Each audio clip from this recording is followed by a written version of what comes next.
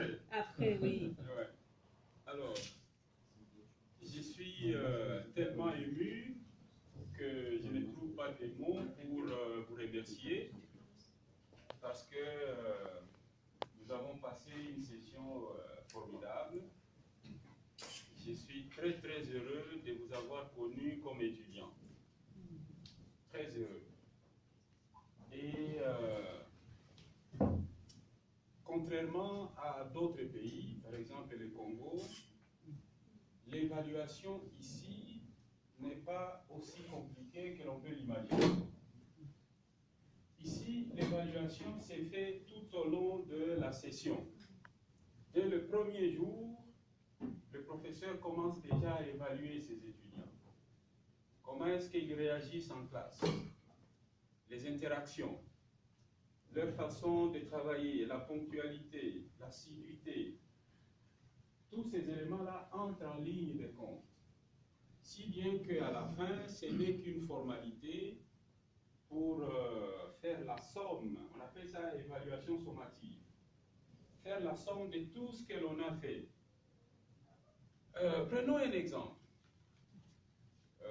Monsieur Bryce a travaillé pendant toute la session très bien. Et je ne sais pas par quel miracle, à la fin, il ne fait pas correctement son travail. Est-ce que pour autant qu'il doit reprendre la session? Non. Parce que l'évaluation sommative exige que l'on puisse tenir compte de tout ce qu'il a fait tout au long de la session. Et c'est ce que nous avons fait.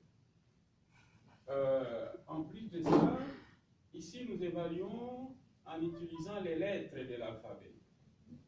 A, B ou C. Ouais.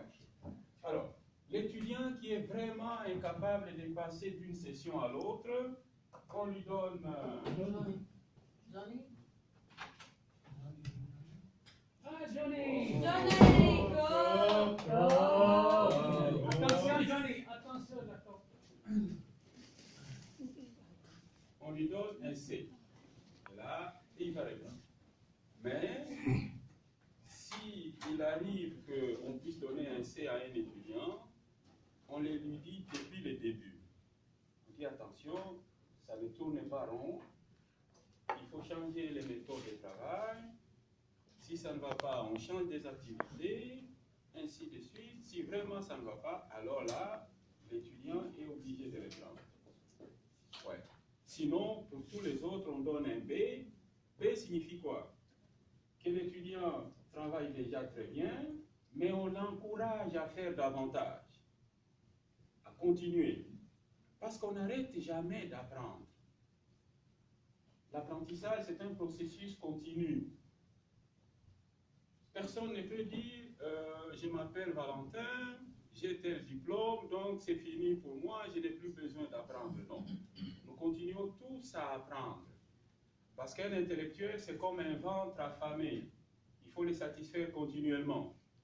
Le matin, vous prenez votre petit déjeuner. À midi, vous n'allez pas vous empêcher de prendre le dîner.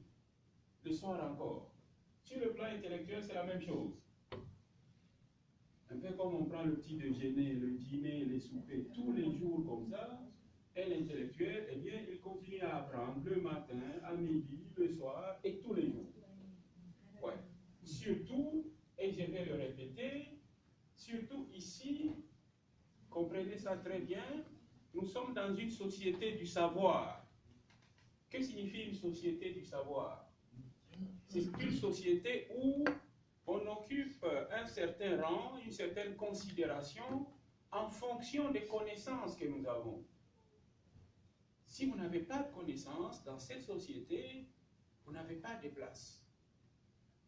C'est pour cela que moi, je donne le meilleur de moi-même pour aider mes étudiants à acquérir le savoir. Parce que c'est avec eux, je donnerai le bilan de compétences à chacun d'entre vous et lui dirai de vive voix ce que j'ai pensé de son travail. Mais encore une fois, je suis très très heureux de vous avoir connu comme étudiant. Il y a eu des moments difficiles, bien sûr. C'est ça l'enseignement. Hein, l'enseignement, ce n'est pas un long fleuve tranquille, où il n'y a aucun problème, comme si on était au paradis.